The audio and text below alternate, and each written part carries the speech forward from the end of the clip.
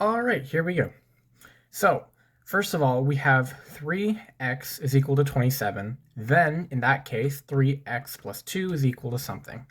So, first off, we start with 3x, and we have to break that 27 down into its base and its exponent. So we have 3 to the power of 3. And because of our exponent rules, we know that x is equal to 3. Now we solve for this case. We have 3 to the power of x plus 2. So we know x is equal to 3, so 3 plus 2 is 5. 3 to the power of 5 is 243. Now, over here, what I do, and what I think is the fastest method, is I divide off this from both sides to isolate for x.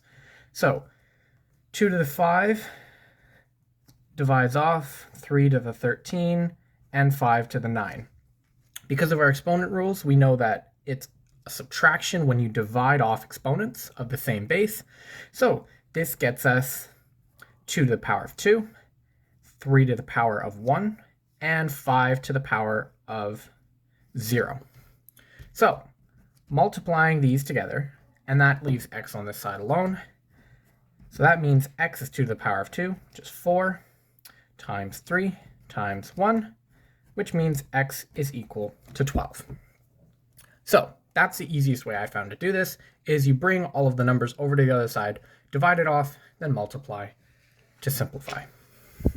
Okay, this final example had a lot of people tricked out, but it's actually really simple.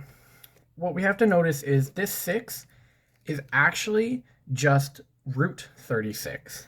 So if we do that, that means we can get rid of the square root.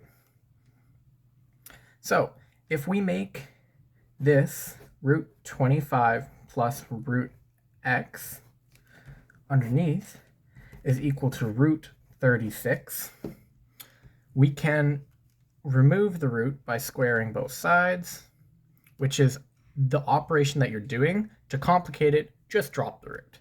But for Corneli's sake, do that, because we all know how Corneli is. So now, actually, we don't need a root at all. Now we have 25 plus root x is equal to 36. So move that 25 over to the other side, meaning that root x is equal to 36 minus 25, or 11. So root of x must be 11. Now, the root of what number gets us to 11? We know that 11, actually, to get rid of the root, what do? We square it. So if we square it, that gets rid of the root. That gets us our x, and 11 squared is just 121. And that's how you solve it. Fairly simple.